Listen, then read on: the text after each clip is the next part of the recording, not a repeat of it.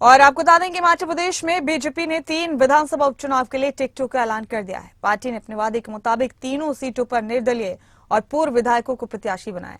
वहीं कांग्रेस का कहना है कि हम भी जल्द ही उम्मीदवार उतारेंगे। रिपोर्ट देखिए।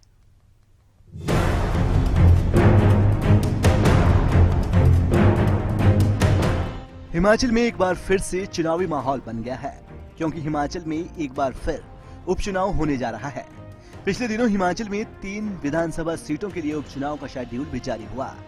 अब ऐसे में हिमाचल में बीजेपी ने 3 विधानसभा उपचुनाव के लिए टिकटों का ऐलान कर दिया है, लेकिन कांग्रेस की ओर से अभी तक किसी भी प्रत्याशी का नाम सामने नहीं आया है। तो वहीं बीजेपी की बात की जाए तो बीजेपी ने अपने वादे के अनुसार तीनों सीटों पर निर्दलीय प्रत्याशियों को उतारा है।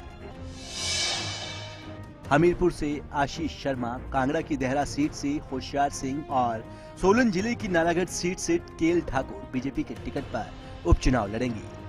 आपको बता दें कि होशियार सिंह 2017 और 2022 में 2 बार निर्दलीय विधायक जीत चुके हैं, लेकिन इस बार वो बीजेपी की ओर से विधानसभा का उपचुनाव लड़ेंगे, इसलिए वो मैदान में उतरे हैं।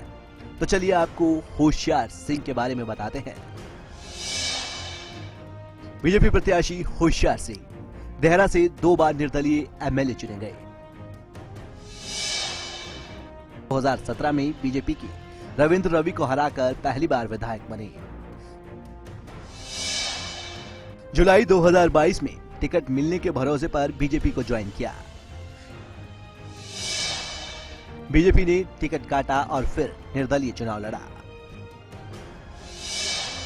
दिसंबर 2022 में दूसरी बार निर्दलीय चुनाव जीता। 27 फरवरी को राज्यसभा चुनाव में बीजेपी प्रत्याशी को वोट दिया। 23 मार्च को विधानसभा अध्यक्ष और सचिव को अपना इस्तीफा सौंपा और 23 मार्च को दिल्ली में भारतीय जनता पार्टी ज्वाइन की। और बात अगर केएल ठाकुर की करें तो नालागढ़ से केएल ठाकुर एक बार बीजेपी और दूसरी बार निर्दलीय चुनाव जीते हैं। साल 2022 में पार्टी ने केएल ठाकुर का टिकट काटकर कांग्रेस से बीजेपी में शामिल हुए लखविंदर सिंह राणा को टिकट दिया था। इसके बाद केएल ठाकुर ने पार्टी से बगावत की और निर्दलीय चुनाव लड़ा और जीतकर दूसरी बार विधानसभा पहुंचे। बीजेपी प्रत्याशी केएल ठाकुर नालागढ़ से 2 बार विधायक चुने गए। 2012 में कांग्रेस के लखविंदर को हराकर एमएलए बने। 2017 में लखविंदर राणा से चुनाव हारे। 2022 में भारतीय जनता पार्टी ने टिकट काटा। इसके बाद बागी हुए और निर्दलीय चुनाव जीते। 27 फरवरी को राज्यसभा चुनाव में बीजेपी को वोट दिया। 22 मार्च को विधायक पद से इस्तीफा दिया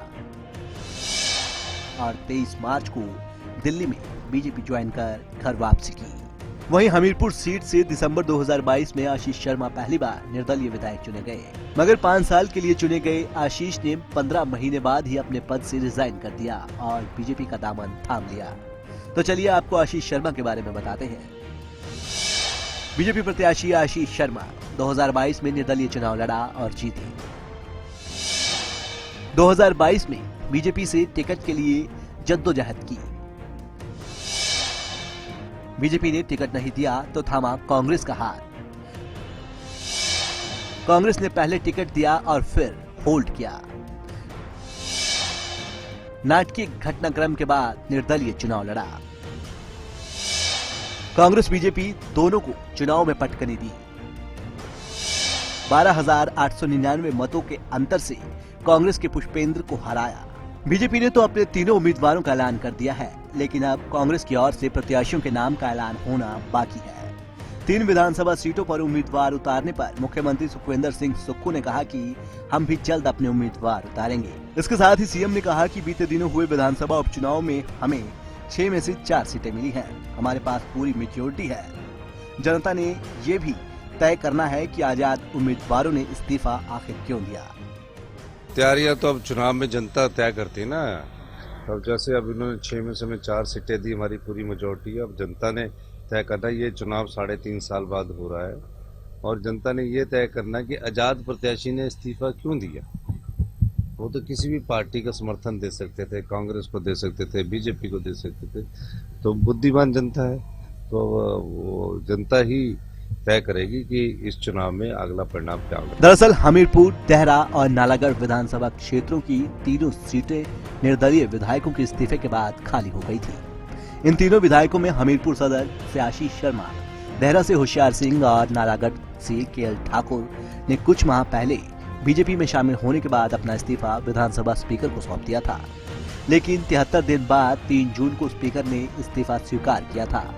ऐसे में हिमाचल में 3 सीटों पर उपचुनाव होना तय हुआ है। बीजेपी ने आशीष शर्मा, होशियार सिंह और केएल ठाकुर पर दांव लगाया है, लेकिन अब देखना ये होगा कि इनके सामने कांग्रेस किस पर दांव लगाती है और किसे मैदान में उतारती है। डेस्क रिपोर्ट, खबर अभी तक।